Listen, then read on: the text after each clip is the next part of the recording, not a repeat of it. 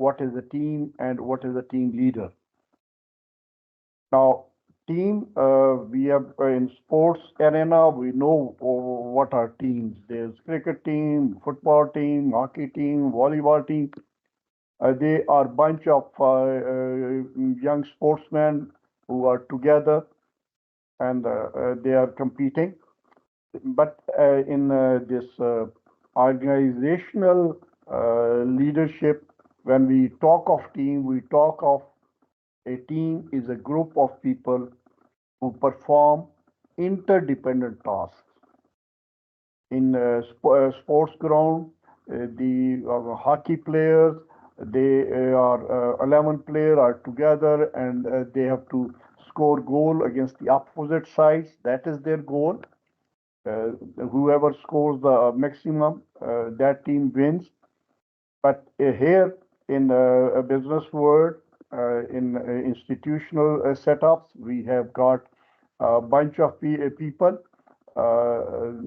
They maybe of different size. They have been tasked to perform some function, and they need to be connected. They need to be together. They need to aim for the same targets. So a team is a group of people who perform interdependent tasks to work towards the accomplishment of a common mission or a goal.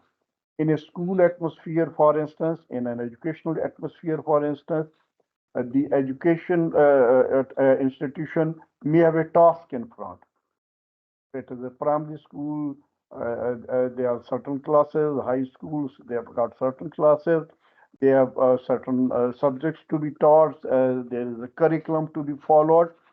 So the teachers combined together under some section head or and few section head under some vice principal, and there may be more than one vice principal. One may be female section, one may be male section. They may be maybe under the principal. So they are different groups. They have been tasked differently, and if there is a good team leader, if the group is cohesive, there's a cooperation among the group, then a team leader, that team would perform better. So a team leader is a person who provides guidance, instructions, direction, leadership to a group of individuals for purpose of achieving a key result and group aligned results. Now, team leaders serve team leaders serve as the steering wheel for a group of individuals who are working together the same goal for the organization. I have just given you an example from the educational institution. So team leadership refers to successfully managing and guiding a team of employees. Now, how the team develop, how the team progress, what is the process or stages of development of team. There is a model in front of us. That is a model is called Tuckman's stages. So Mr. Tuckman told us that there are four stages of team development, and he named them forming, storming, norming, and performing. So this why we call it Tuckman stages. The name of person who introduced that, he was Mr. Bruce Tuckman, and he originally, when he propounded his model, he gave us four stages. But later on, with research and people commenting on it, critical examining it, they added a fifth stage with it. And beside forming, storming, norming, and performing, the stage that is called adjourning, terminating, or ending, that was also added to so the now we discuss that in five stages. Here is a beautiful slide which I found it on the media, social media. I found it on the Google search, and I am showing it for you. Now, I'll explain each stage in detail. Farming, and as the time passes, as we start, the first stage is farming, and then on the x-axis we measure time, and y-axis we are measuring effectiveness of the team. So as we start, we are standing at a point. Then as the second stage comes, the team efficiency lowers. We'll see why it lowers. What are the reasons behind it? Then, as the time goes on with the passage of time, it becomes norming. The improvement in the effectiveness of the team starts, and it ultimately starts performing. It gains the peak, and then when the task is over, the stage comes when there's an adjourning stage of the this team work. So let's discuss the first stage in detail.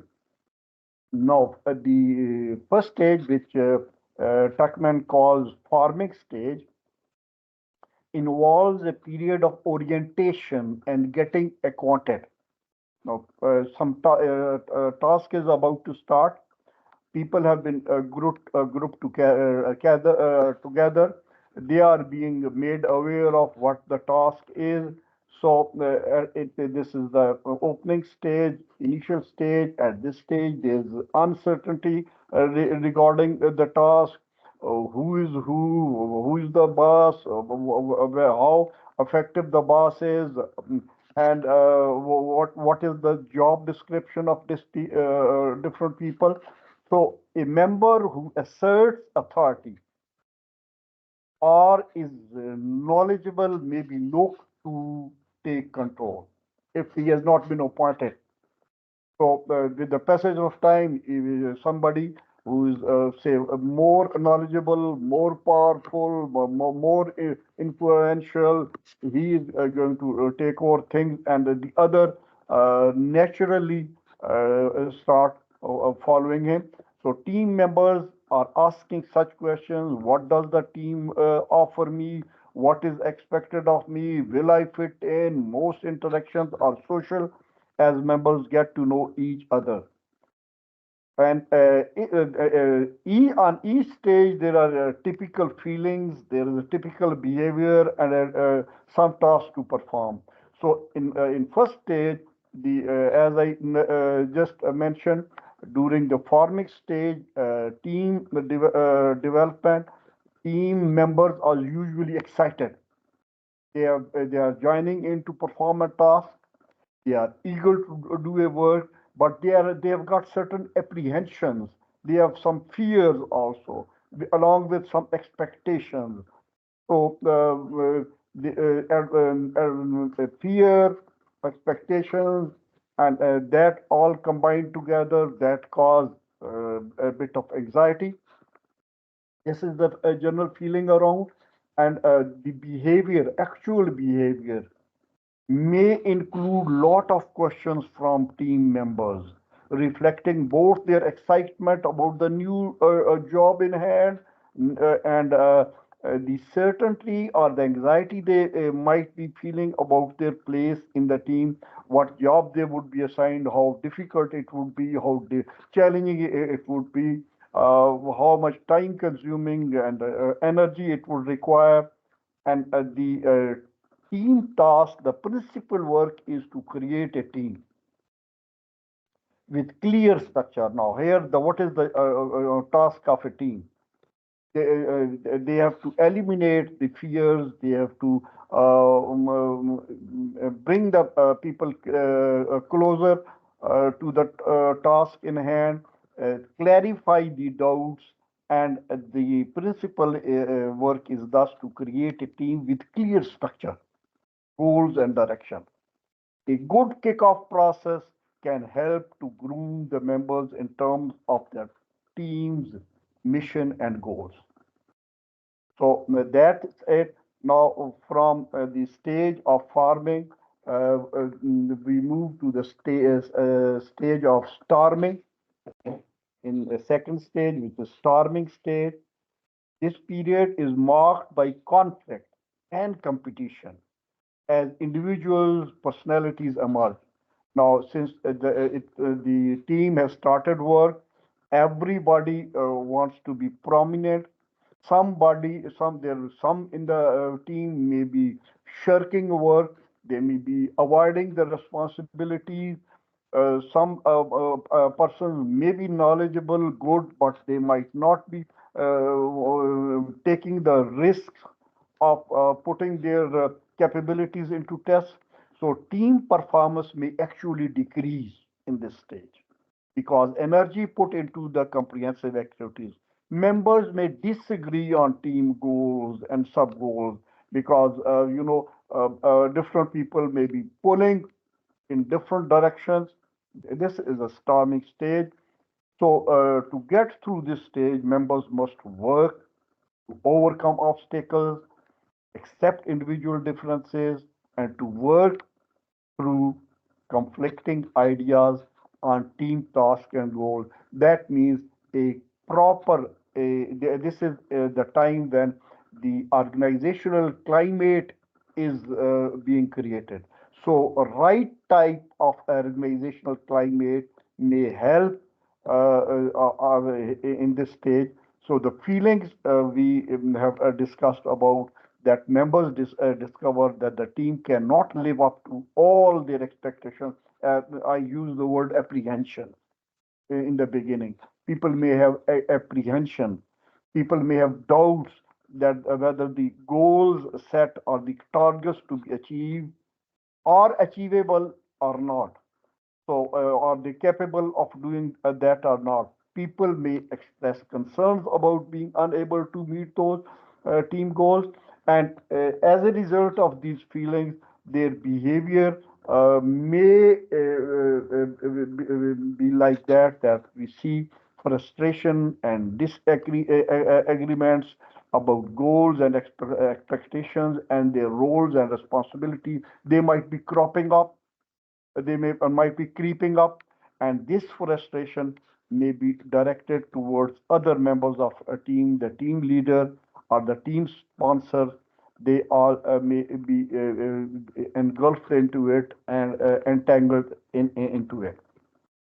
So what are the team tasks? The team may need to develop both task related skills and group process. So when there's frustration creeping up, when there are doubts creeping up, so the team task is that those skills may be developed, which start giving ray of hope and beacon of light for people to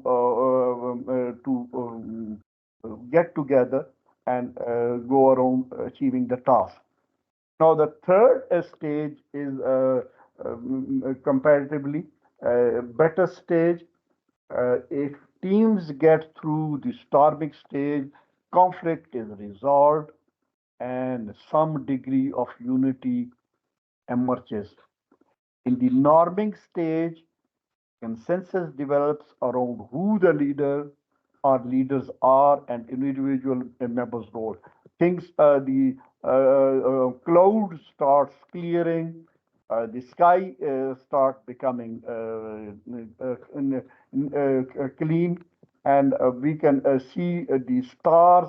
We can see everything in better form. We are hopeful of doing something, and interpersonal differences begins to evaporate and finish, and the sense of cooperation, cohesion, and unity start emerging, and teams start performing.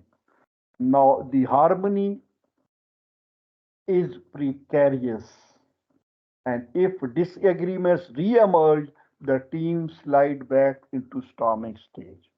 Now, this is a stage, very critical stage. If the positive sentiments they keep on building, then they would get into the next stage. And if the negative statements they overpower, then they may slide back to the storming stage. So the feelings in this stage, we find that the team members begin to resolve the discrepancies they felt, and members start to feel part of a team, get pleasure from increased group cohesion, and their behavior also improves.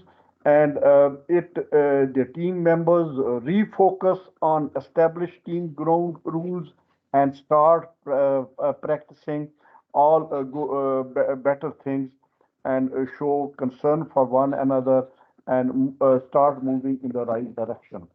Here, the team task members shift their energy to team's goals and show an increase in productivity in both individual and collective work. The team will find that this is appropriate time for evaluation of team process. Now, the best stage in the whole this process is a process of team development is when they reach fourth stage, and the fourth stage is performing stage. Their efficiency peak up, and in the performing stage, consensus and cooperation have well established, and the team is mature now, and in their peak, and they are now in well knit team, well organized team. Everybody is mindful of what function he has to perform, and they are now start coordinating, cooperating, and a good team emerges. There's clear and stable structure, and the team is focused on problem solving. Then the feeling, obviously, this is the best time to feel as a team member, because members feel satisfaction in team's progress, they feel attached to team, and members feel confident, and their behavior accordingly improves. The team members are able to prevent problems, and if at all some problem arises, they are quick to solve it. So, team task at performing stage, the team makes significant progress toward achieving their goals, and the team members continue to deepen their knowledge and skills, including working.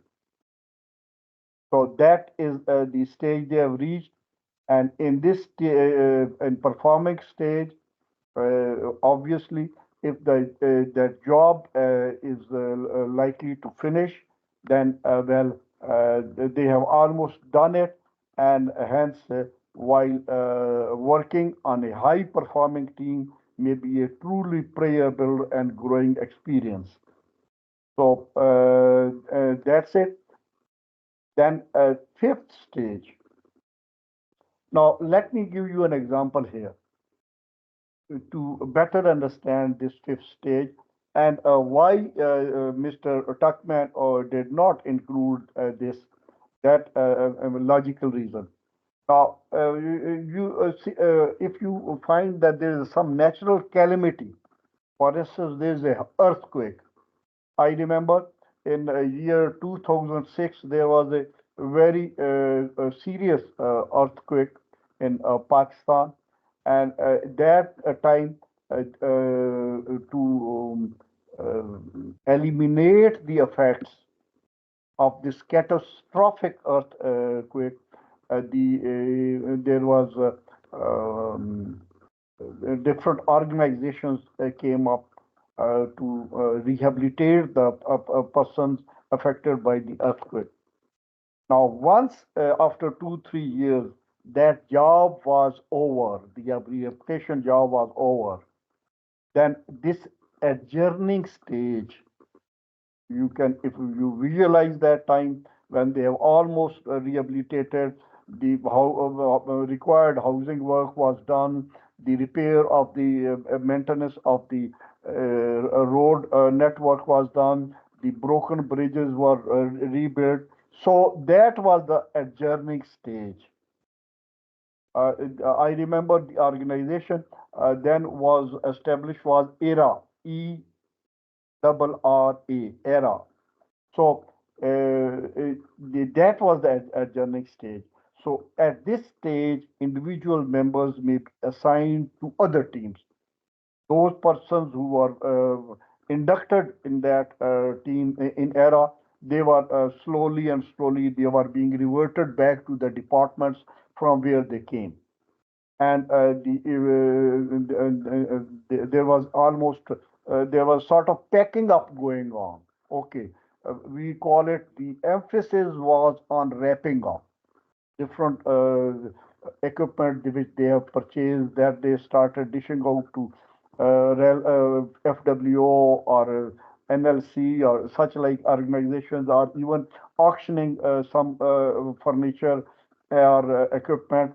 And also the members of the teams were started, they started dispersing. Now the feeling at this stage, there may be a variety of concerns about the team's impending dissolution. When the people are being sent back to different organizations, they have again some anxiety or tension where they would be sent back. And some of them may be highly satisfied with the job they have done. And the behavior is obviously they are proud of the work they have done, if they have done that, and if there have been some misappropriation of some sort of corrupt practices going on, well, that have also got effects on the people. So completion of that job. It is at the verge of completion of the job, and then maybe that those teams as a whole are given another task in some other place of some other part of the country, and hence again the same stage starts. That is the farming and storming and so on. The stage starts again. So just to give you a idea in brief, these pictures would help you that we had farming stage. In that, there was little argument. The purpose was not very clear, and guidance and direction was required. Then we, from farming, we moved on to storming stage. There was conflict, and a resolve of conflict was required. Job description had to be made clear, and it required that the skill development should be done, coaching should be done, and then norming stage, things started stabilizing. Everybody started learning what they have to perform, what they have to do, and then their cooperation and collaboration also picked up, and then the performing stage came. So in this stage, that the efficiency of the organization peaked up, and we see everybody seeing clear vision and purpose in front of them, and most of them focus on good achievement, goal achievement. And then the last was adjourning stage, where it was time to go and disperse after completing a good task, and restart some other task at some other place. Now that was the summary of whole. Now from this we move on to Whelan's model of group development.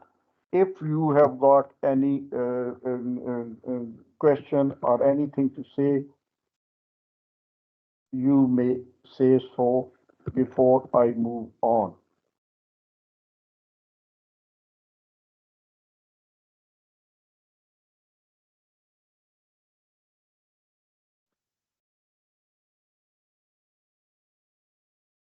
All right.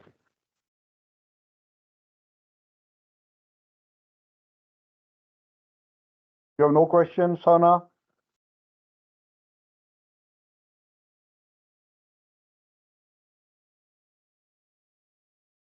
Okay. Sana, I hope you have been a student somewhere. You have studied in some school, some college, some university, maybe somewhere, and you know what is the relationship between a student and a teacher. Normally, you say sir to your male teacher. It's normal question. Anyway, I move on. Right. Now we are moving on to the next model, and that model is Whelan's model of group development. Whelan's theory, no, Whelan, by the way, she was a female. Her full name was Susan Whelan's theory is essentially based on psychological and behavioral factors of group development that influence the perception and behavior of team members. We just discussed about Tuckman's theory, and now on that theory was probably in the back of mind of Susan, and she introduced some psychological and behavior factors, and obviously she used different terminologies to express what is a team development. Behavioral components such as the way in which disagreements are dealt with. Now, Wheeler's model of group development, Susan Whelan built a theory on Tuckman's model and suggested that groups achieve maturity simply through the process of working together. She claims that there is significant relationship between length of time that a group has been together and the behavior patterns. So she described these relationships using a four-stage model. Now, in Tuckman, we had a four-stage model. She gave different terminologies, and here we are with the stages of Whelan's model of group development, how the teams develop, how the groups develop. In that, she used the word, in the first stage, she used the word dependency and inclusion. Second stage, she said counter dependence and flight. Third stage, she said trust and structure. And fourth stage, she named it as work.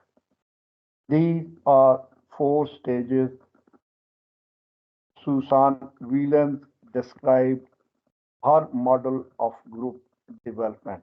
We'll further explore and discuss in detail. Now, if we see it that at the beginning, when the group starts starts off, it is an infancy stage, the stage of infants in human beings. Now, that is the infancy stage of the team. Team members are dependent on the leader's direction and support. So conformity is high and members fear rejection.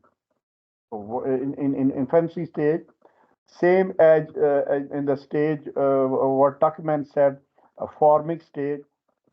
Team members are dependent on the leader's direction. Now, why we are discussing Whelan's integrated model of group development, she brought in the behavior. She gave stress on behavior of the team members and the team leader. As the team started off, the team members, they were new to the job. So when they were new to the job, they were always looking up to the leader for a direction. Imagine a school atmosphere where new young teachers are recruited. Now, new young teachers, they have been students before, but as a teacher, that was their first experience. So they, for all little things, they would approach the section head or the vice principal or even the principal, getting a direction from their bosses. So they are looking up for the help from the seniors. Now, second stage is adolescent stage. At this stage, leaders' authority is challenged. Conflict about values emerge. Disagreement occurs. Subgroups and coalitions are formed. Now, let me bring you back to the life of a growing child who has not yet reached adulthood, but he is adolescent, as around the age of starting of teens. Now, if you observe the child at that age, that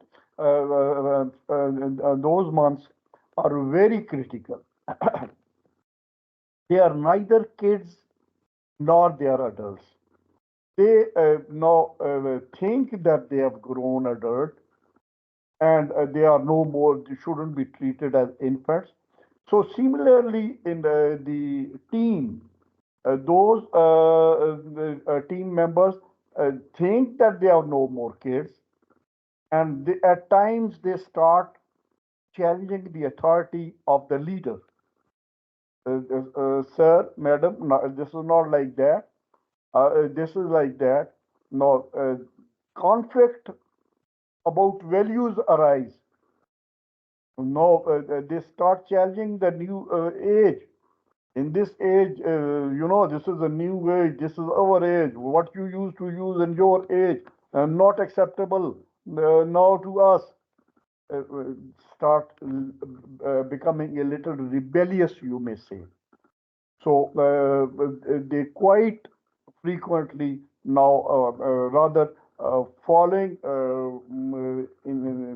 blindly in child in age of childhood. Now they at times they are rebellious.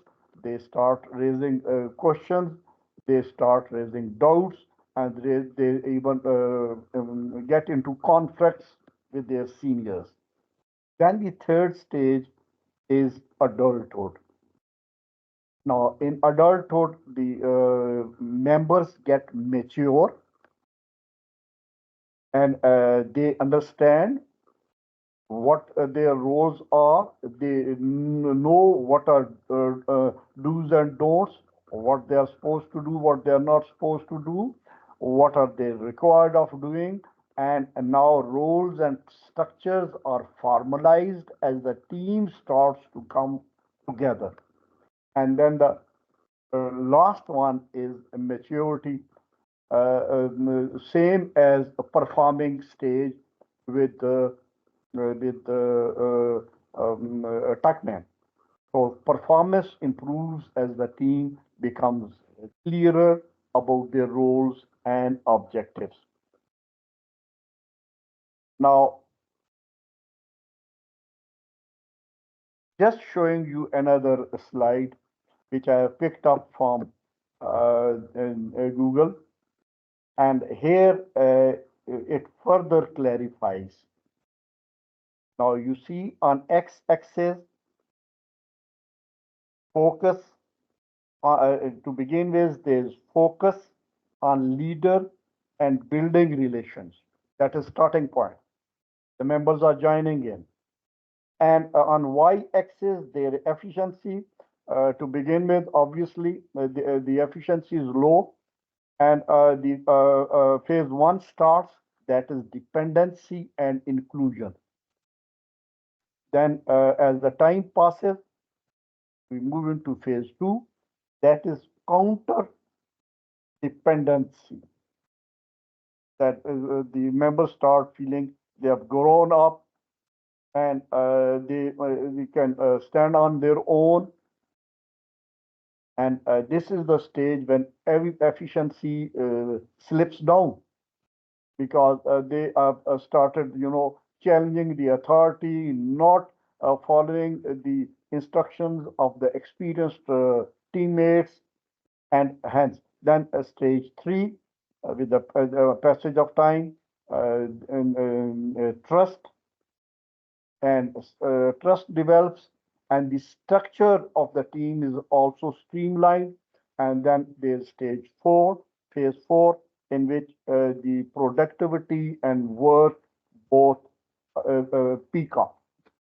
So that is another show off. So now,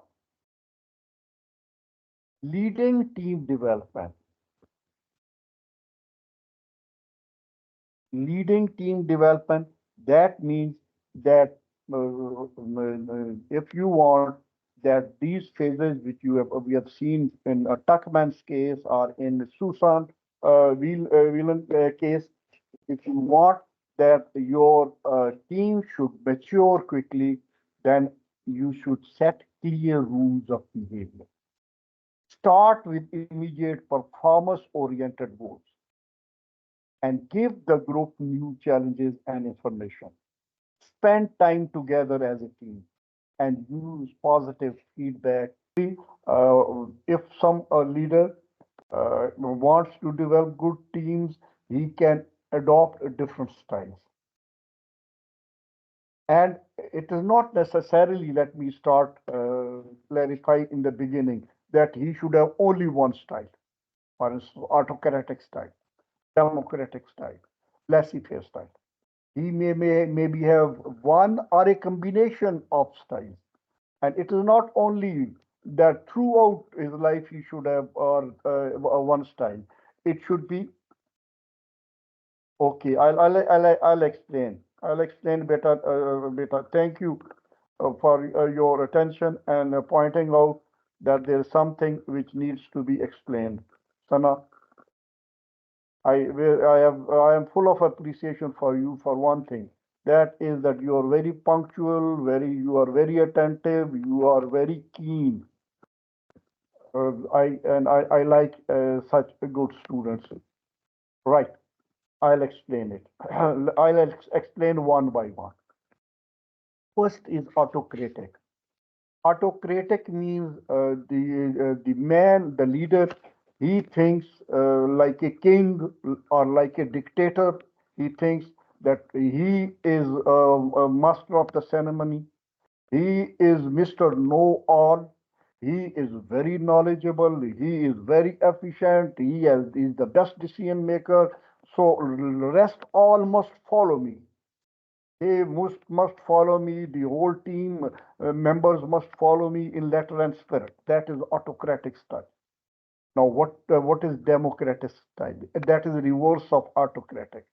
In democracy, what we do, we seek the opinion of the people, and whatever is the decision of the majority, that is to be done. That is democratic. So in democratic style, the leader is asked. The leader involves the team members. He seeks the opinion of the team member, and then whatever is the opinion of the majority of the people, he makes them follow that. Now, laissez-faire. Laissez-faire is a term which we have borrowed from political science and economics. In a laissez-faire system is the system where in an economy, laissez-faire economy is that economy. This is a French word. Is Z is silent. Laissez-faire. Laissez-faire is such an economy where the government intervenes the least, and the entrepreneurs are at liberty to do whatever they can within, of course, the legal limits. Their primary object is profit maximization. So primary object is profit maximization, and then there's a least restriction from the side of the leader. In an organization, laissez-faire style means that the leader says, well, I am not going to interfere how you perform a task. Perform a task. And the performance should be the best one. The task should be, the target should be achieved, the objectives must be achieved. How you go about doing it, I leave it up to you. I'll not have strict supervision of you, and go ahead, do it. That is a laissez-faire style. I hope it is clear. Now, the organizational leadership, they need to inspire the team members. So team leaders inspire more than they drive. They inspire them with their own this. They play the role in front of them, and they are role models for the team members to follow. So a good leader is the one who inspires his team by his role model, being a role model. For instance, I walk into the class, I find a junior teacher not teaching properly. So I would not obviously point it out right in the class, because her ego would be hurt. She might feel disgraced. So after the class, I'll call her. I'll tell her that, okay, you are today, I found you teaching English, and you are teaching poetry, and in that you are not reading poetry as it should be read. In English poetry, when you are reading, it's not like Urdu poetry that you read line by line. For instance, there is a verse. You read first line, give a pause. You read second line, give that share or that verse is complete. In English, you do not read like that. You read it not line by line. You recite it by strictly following the punctuation marks. If there is a comma, you will give a pause. If there is a semicolon, you will give a bigger pause. If there is a colon, you will give an even bigger pause. If there is full stop, that would be the biggest pause. But if there is no punctuation mark after a line, you will not stop there. You will link it with the next line. For instance, the last stanza of poem Daffodils by Wordsworth, I remember that. Probably I read that in front of you. That was for oft when on my couch I lie in vacant or intensive mood, they flash upon my inward eye. That is the bliss of the solitude. And then my heart with pleasure fills and dances with the daffodil. Role model. You have to exactly, you should be experienced in that field, which you are becoming leader of, or the boss of. And then you should, if you want the other to be punctual, you need to be punctual yourself. If you want to be properly dressed in the formal dress at the workplace, you need to be yourself properly dressed. So team leaders resolve conflicts and increase cooperation. They are very tactful. They know in the next unit we're going to discuss this in greater detail, conflict resolving issue. Then teachers set stretch goals. And the team leaders communicate the vision and the direction. Now, on communication, we have talked enough in the previous unit that was about communication. Then team leaders are trusted. So obviously, only you can trust those persons who you feel that they are not going to cheat you. They are not going to. They are going to keep their words. So that's it. Super effective ways to motivate your team. These are simple state sentences. I'll just read it for you. They are self-explanatory. Pay your people what they are worth. Do not have less pay. If they have got less pay than they what the market is giving, what they deserve, they would obviously be disheartened, frustrated, and would not put in their best. Provide them with a pleasant place to work, conducive working environment. Offer opportunities for self-development. If they want to improve their degree, their qualification, you must afford them that opportunity. Foster collaboration within the team. If there is some conflict there, resolve the conflict and try to bring the team members together. Then encourage happiness. Don't punish failure.